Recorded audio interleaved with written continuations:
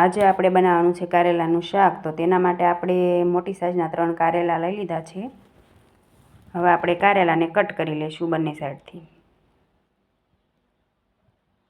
હવે આપણે એની મોટી મોટી જે ઉપરની છાલ છે એ જ આપણે કાઢવાની છે.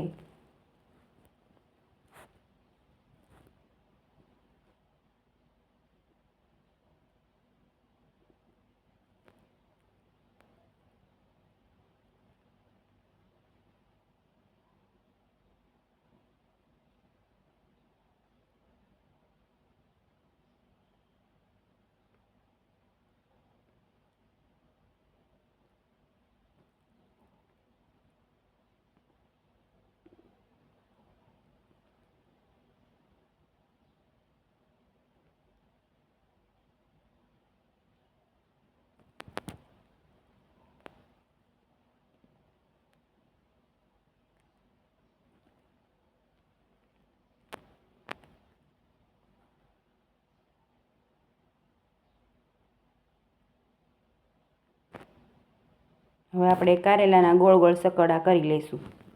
આપણે બિયા નથી કાઢવાના, બિયા રહેવા જ દેવાના છે.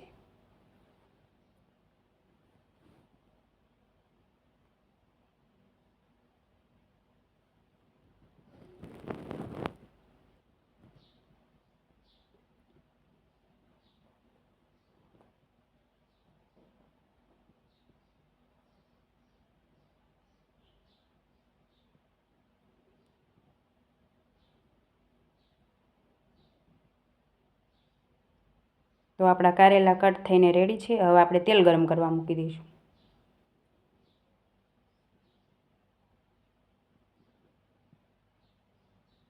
આપણું તેલ ગરમ થઈ ગયું છે. હવે આપણે એમાં અડધી ચમચી રાઈ નાખશું.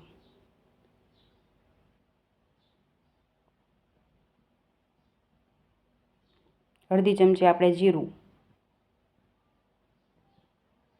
અને અડધી ચમચી આપણે હિંગ. હવે આપણે એમાં કારેલા નાખી દઈશું.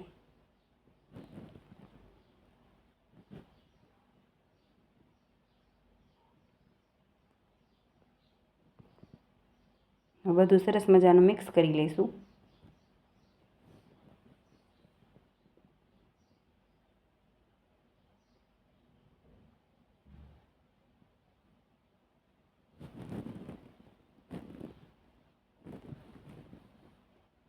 આપણે અડધી ચમચી જેવી હળદર,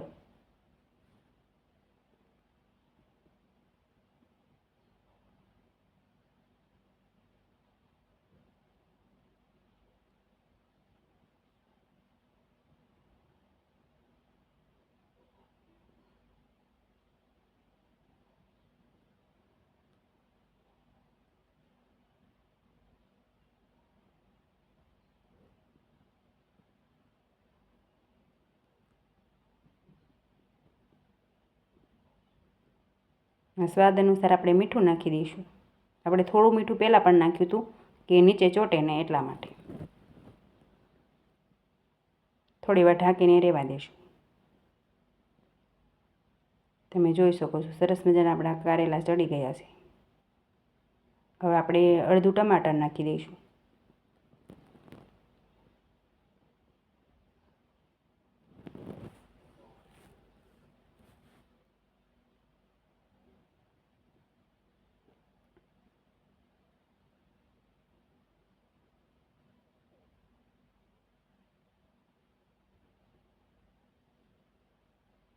હવે આપણે 1 ચમચી ખાંડ નાખશું.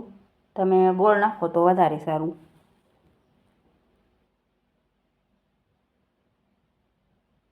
આપણે 1 ચમચી ધાણા જીરું, 1 ચમચી લાલ મરચું,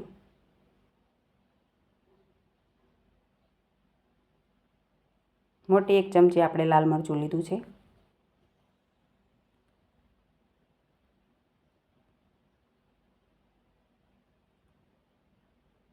જો તમે વધારે તીખું ન ખાતા હોય તો તમે ઓછું લઈ શકો છો. તો આવી રીતે બધું મિક્સ કરી લઈશું.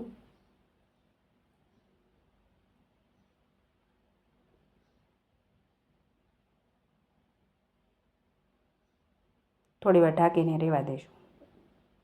તો આપણું શાક સરસ રેડી થઈ ગયું છે. હવે લીંબુનો રસ આપણે અડધું લીંબુ નાખવાનું. તમે કેવી રીતે શાક બનાવો છો કમેન્ટમાં કહેજો. આ શાક એટલું સરસ બન્યું છે અને ટેસ્ટી પણ છે.